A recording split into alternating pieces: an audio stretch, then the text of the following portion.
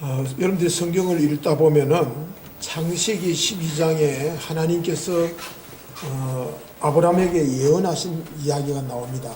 무슨 내용이냐 하면은 아브라함에게 너는 복이 될지라 하면서 땅의 모든 족속이 너로 말미암아 복을 얻을 것이라.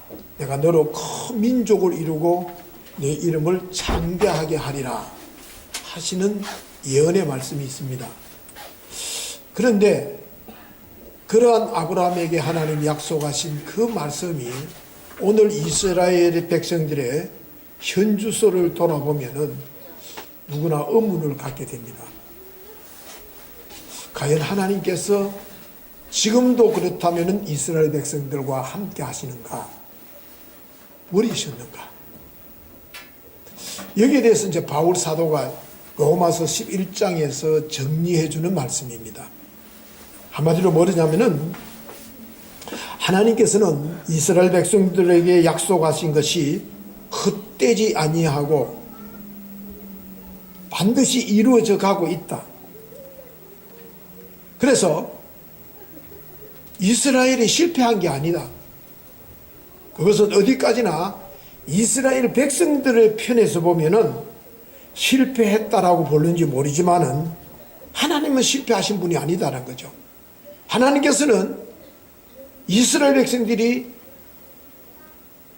메시아를 받아들이지 않는 그 실패, 그것을 하나님께서는 활용하셔서 당신의 뜻을 이루어 가신다는 거죠.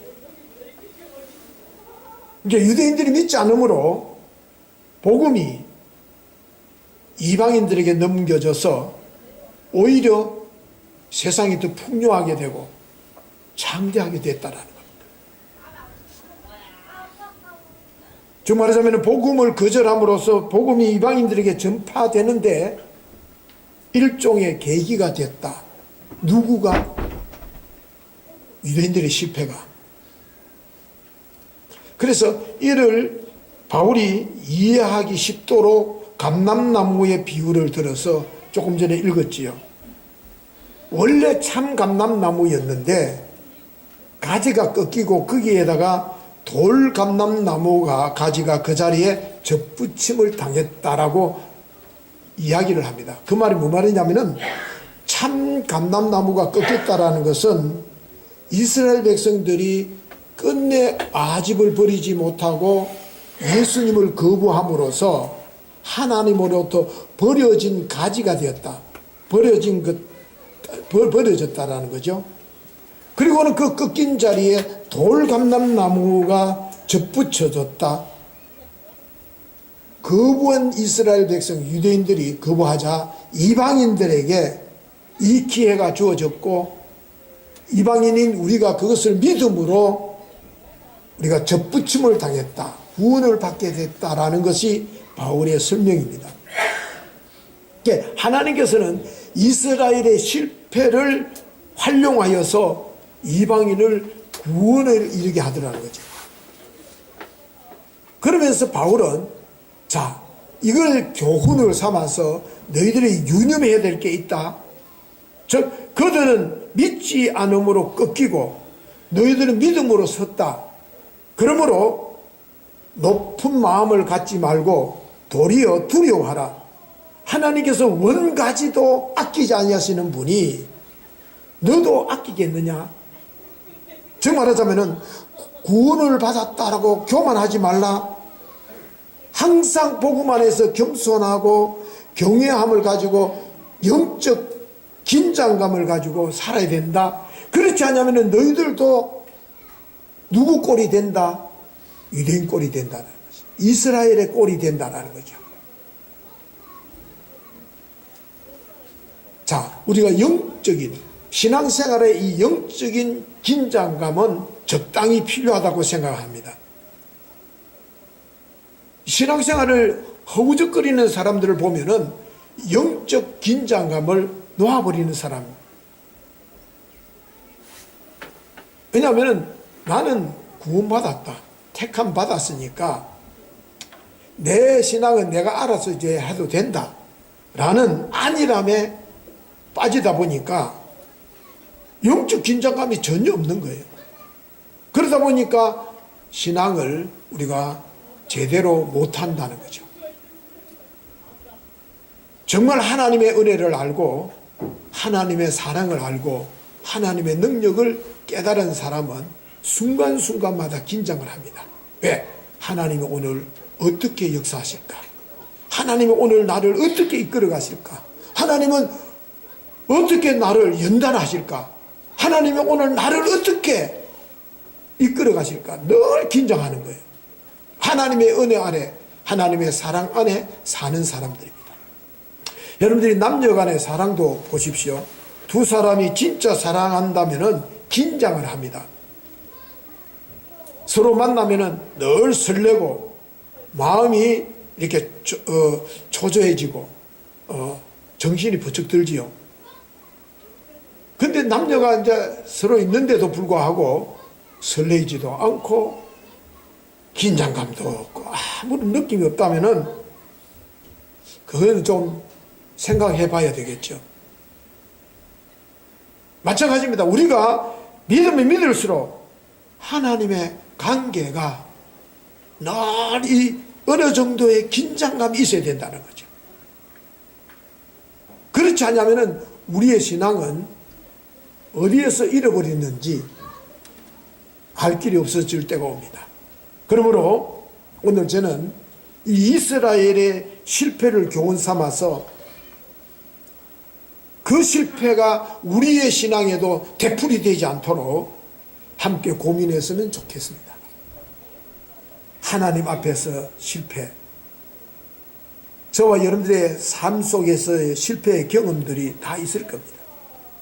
그런데 하나님께서는 그 실패를 실패로 두지 아니하시고 선을 이루시는 하나님, 그 하나님을 오늘 우리가 만나고 실패를 통해서 얻어지는 유익이 뭔지 살펴보면서 함께 은혜 받기를 바랍니다. 자, 첫 번째입니다. 실패를 통해서 하나님께서는 우리의 자신을 보게 하십니다. 그 말은 뭐냐면은 우리 자기 자신을 진실되게 성찰하는 기회가 된다는 거예요. 실패하면은 본질이 드러납니다. 평상시에는 적당하게 포장도 하고요, 감추기도 합니다. 신앙생활 할 때 보면은 잘하는 것 같아요. 믿음이 굉장히 있는 것 같아요. 근데 어떤 순간이 위기가 딱 닥치거나 어려움을 겪게 되면은 그 연약함이, 그 부족함이 드러납니다. 그럴 때에 진짜 믿음 있는 사람은 자기를 성찰합니다. 실패를 통해서 자기의 그것이 드러나는 것을 살펴보면서 가면을 내려놓습니다. 자기의 그동안에 감추어졌던 것, 거추장스럽게 꾸몄던 것을 내려놓고 있는 모습 그대로 가지고 주님 앞에 나가게 됩니다. 그럴 때 주님께서는 받아주시고 회복시켜 주신다는 거예요. 그게 하나님의 은혜라는 거예요. 그래서 하나님의 은혜를 아는 사람은 나목이라는 것, 나를 완전히 벗어버리고 가식을 벗어버리고 주님 앞에 나만, 하나님과 나만의 1대1의 관계로 선다라는 거죠.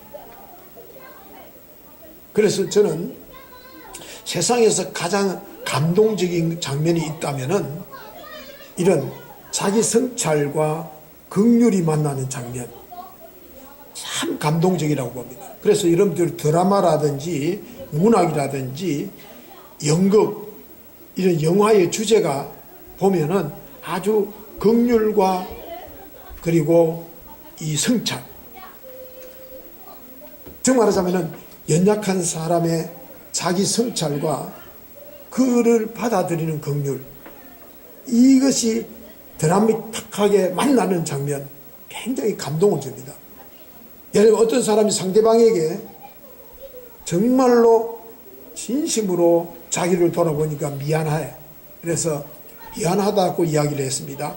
그럴 때 상대방이 괜찮아, 나도 다 부족한데 라고 긍휼을 베푼다면 얼마나 아름다운 관계이겠습니까? 그런데 미안해 하는데 내 그럴 줄 알았어. 그러려고 왜 그런 미안하다 할 소리 하면서 왜 그래서? 라고 따져든다면 얼마나 어색하겠습니까?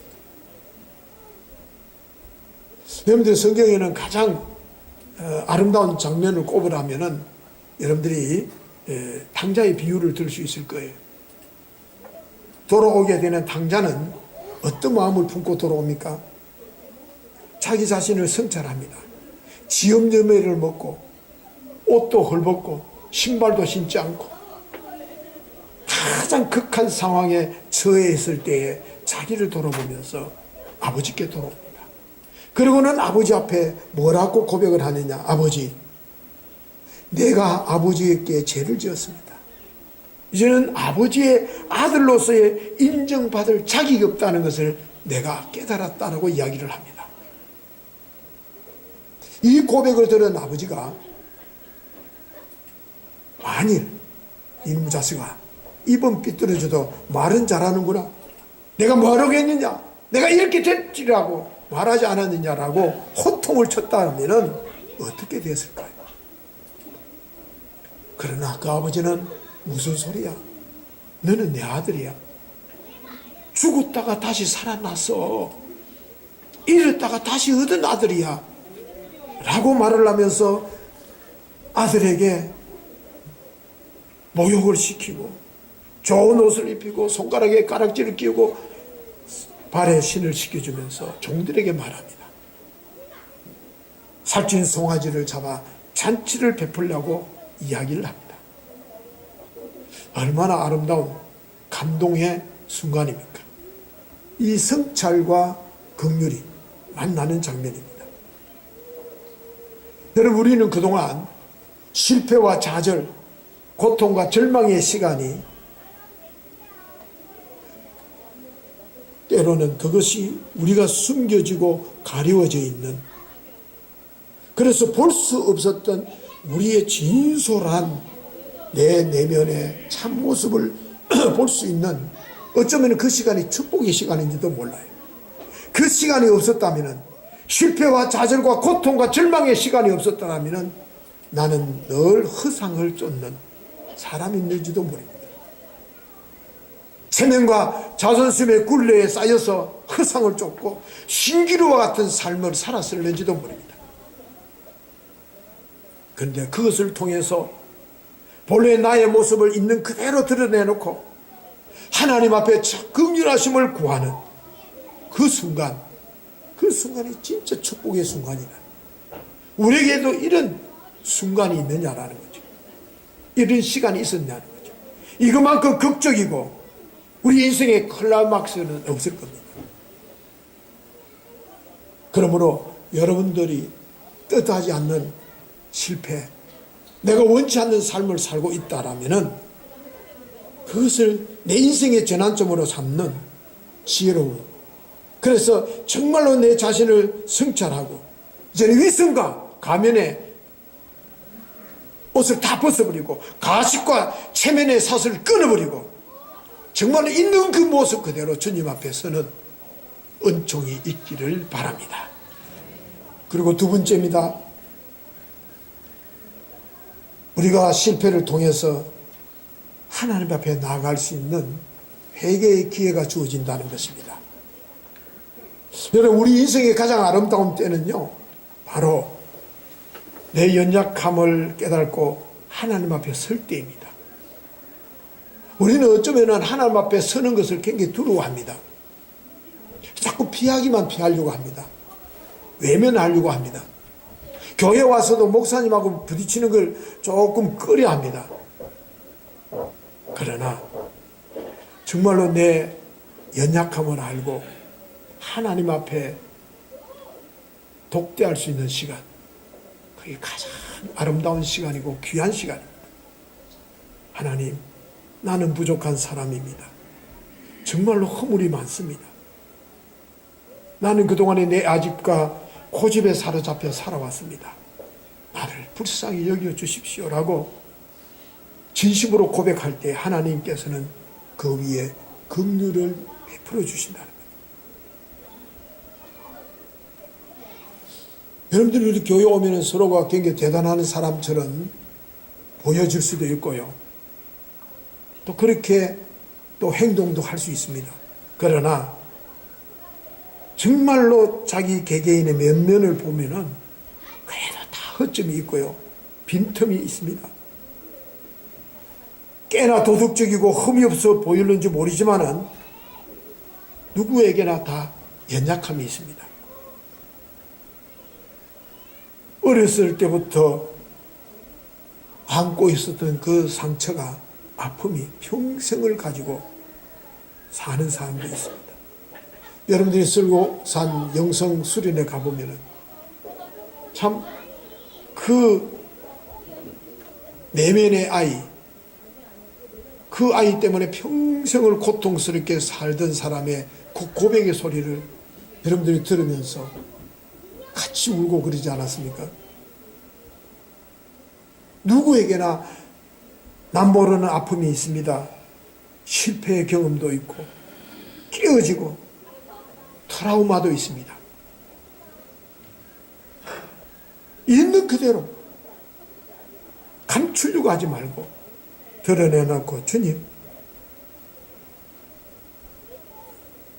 나는 이런 사람입니다 라는 고백.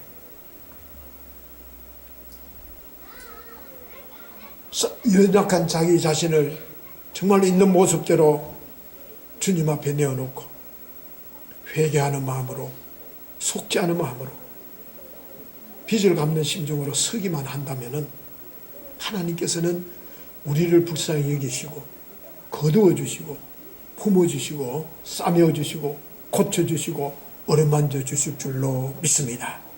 여러분들 아무리 마른 막대기라 할지라도 하나님께서 여러분들을 붙들어 주시기만 한다면 위대한 하나님의 능력의 지팡이를 소유한 사람이 될 것입니다. 그래서 날마다 우리는 주님 앞에, 주님, 저는 죄인입니다. 자비를 베풀어 주십시오. 끊임없는 고백, 끊임없는 하나님 앞에서의 절규가 있는 사람, 교만을 내려놓고 거만함을 내려놓고 오만함을 내려놓고 긍휼하심을 구하실 때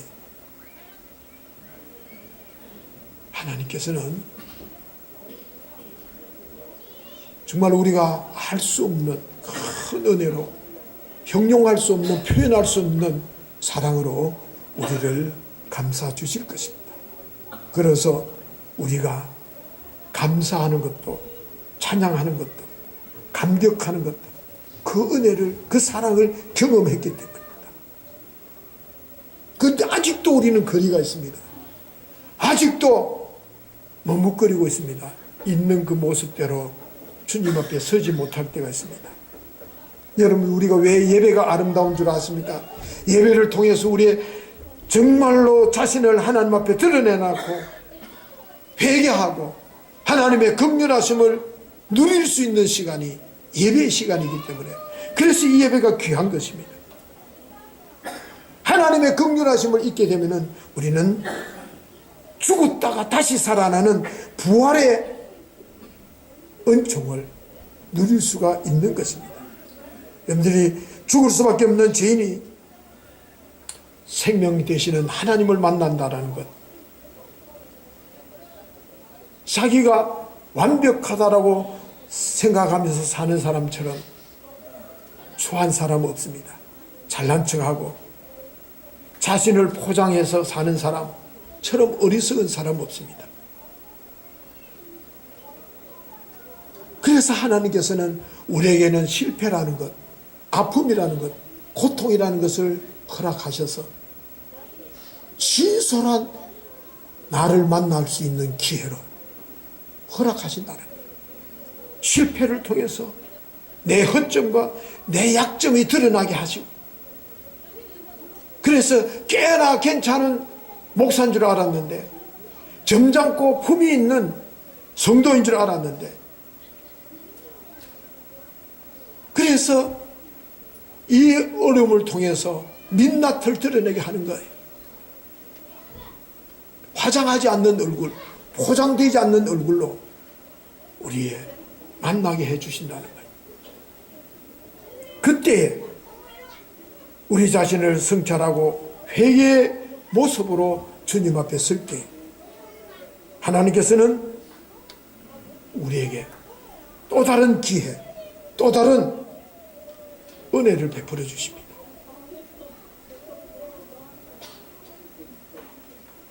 그러므로 정말로 여러분들 하나님 앞에 실패한 이유가 뭔지, 어쩌면은 내가 완벽하게 주님 앞에 서려고 했는지도 몰라요. 그러다 보니까 교회 하면은 자꾸 가면을 씁니다. 내가 누군데? 그러다 보니까 교회 와서 예배 드리고 가면 피곤해요. 왜? 가면을 쓰고 예배 드리고 성도들과 교제하고 돌아오니까 얼마나 힘들겠어요. 내 연약함을 자꾸 감추려 하는 거예요. 그러나 잊지 마십시오. 내 있는 모습 그대로 인정하고 주님께 긍휼하심을 바라보는 것처럼 아름다운 게 없다는 것. 그래서 우리 모두가 정말로 이제부터는 가식이 없는, 그래서 실패는 아름다운 것이 아니지만은 실패한 사람이 하나님의 긍휼하심 속에 안기는 것만큼 아름다운 게 없다라는 것. 우리는 100점짜리 사랑이나 신앙생활을 하는 사람이 아닙니다. 우리는 실패할 수도 있습니다. 그러나 그때가 회개하여 주님의 기회를 누리는 순간이 된다는 것 꼭 기억하면서, 두 번째, 정말로 회개의 아름다운 모습, 회개를 통해서 하나님의 긍휼하심을 덧입는, 그래서 제2의 인생을 새롭게 살아가는 그런 축복의 기회를 누릴 수 있기를 바랍니다. 세 번째입니다. 실패를 통해서 믿음의 야성을 가지게 됩니다.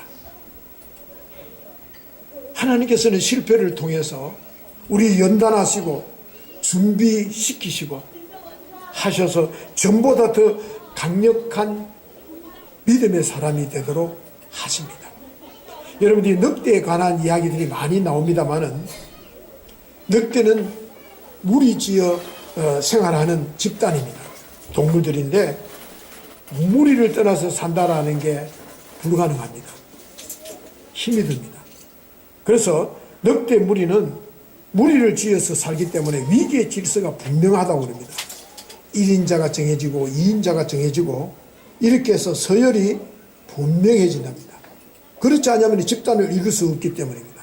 그런데 우두머리가 아니면서도 2인자에 만족하지 못하고 껄쩍거리는 늑대는 결국 무리에서 쫓겨난대요. 무리에서 쫓겨난다는 것은 죽음을 의미한다는 거예요.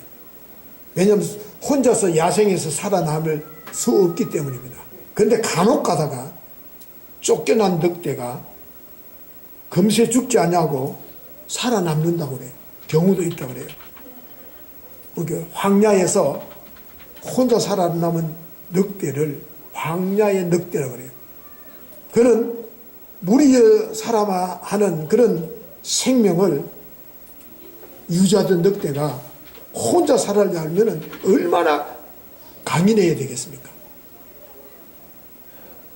그래서 광야에서 혼자 살아가다 보니까 얼마나 강한 늑대가 됐겠습니까? 그러다가 예전에 자기의 무리에 속으로 온다라는 거예요.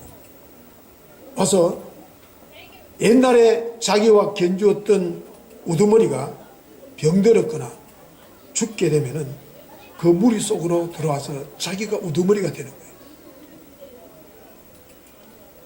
우두머리가 죽고 나서 빌빌대는 늑대들을 몰아내고 자기가 1인자로 등극한다는 거예요. 그래서 이런 이유로 늑대 무리 속에 생존한 이것을 황야의 늑대라고 이름을 붙였다 그래요. 그런 것들이 하나님께서도요,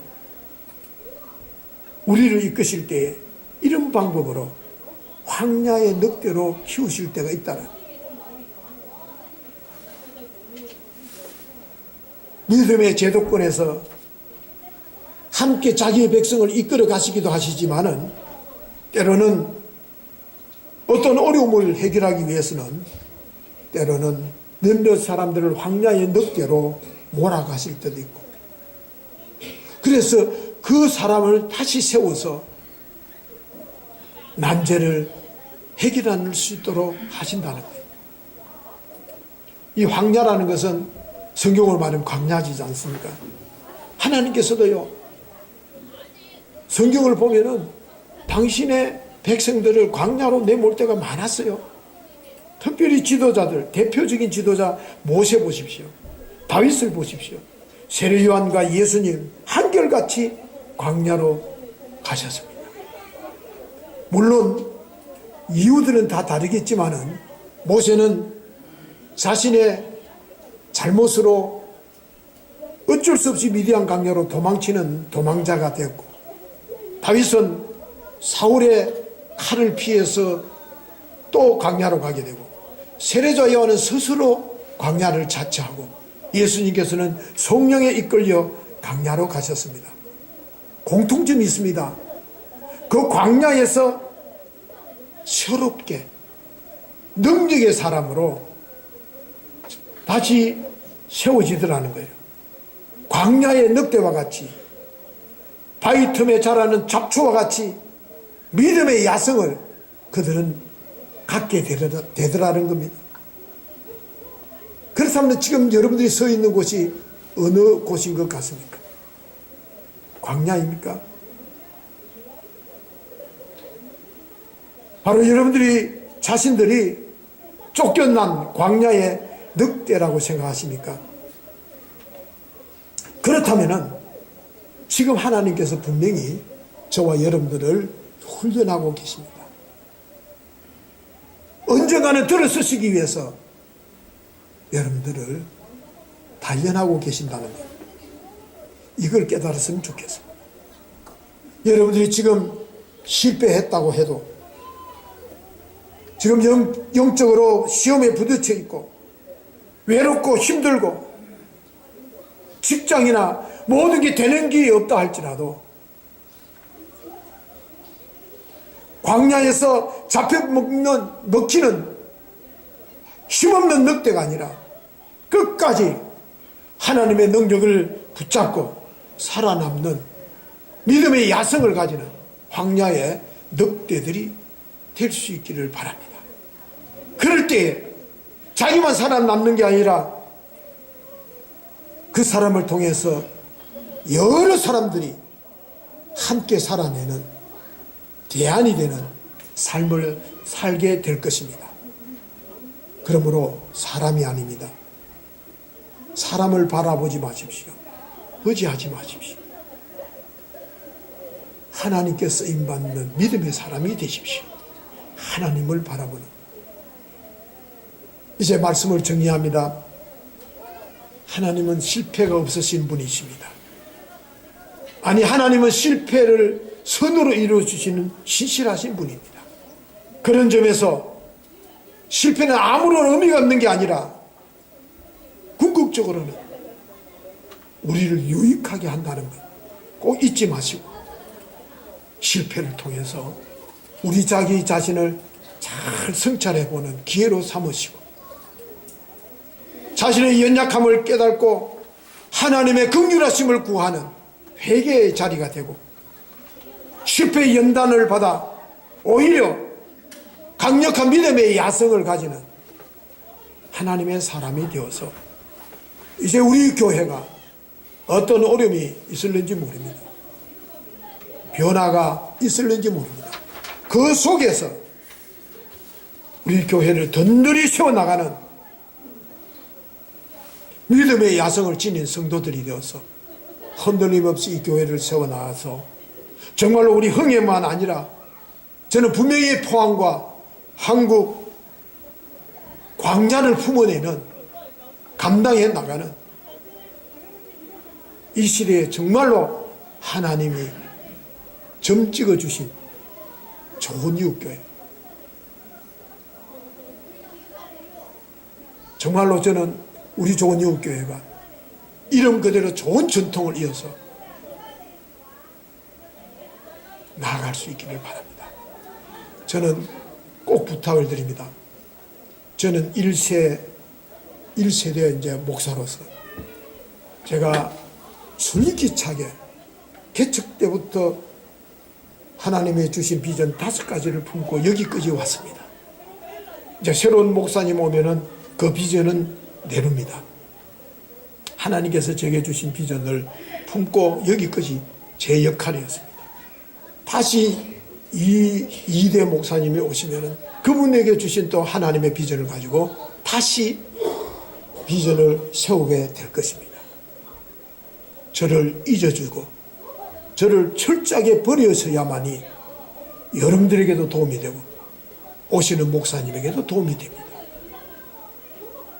저를 끝까지 철저하게 버리시고 철저하게 잊으시고 이제 새로운 그동안의 경험들을 가지고 우리 교회를 든든히 세워서 정말로 하나님 앞에 좋은 이웃교회, 역시 좋은 이웃교회구나 칭찬받는 그런 교회를 세워나가는 이 시대의 믿음의 야성을 가지시는 성도들이 될 수 있기를 주님의 이름으로 축원합니다. 기도하시겠습니다. 참 좋으신 하나님 감사합니다.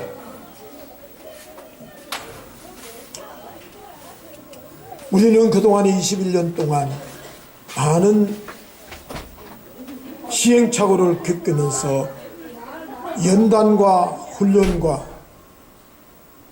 시련 속에서 저희들이 우리 자신을 돌아보게 하시고 회개하게 하시고 이제 믿음의 야성을 가지고 제2의 이 좋은 이웃교회를 향하신 하나님의 비전을 품고 나아가려고 하오니 하나님 축복하시고 하나님이 함께 하셔서 대한민국을 품어내는 이 시대에 세이비어 교회와 같은 좋은 이웃 교회 되게 하여 주시고 주인공들이 되게 하여 주옵소서. 예수님의 이름으로 기도하옵나이다. 아멘.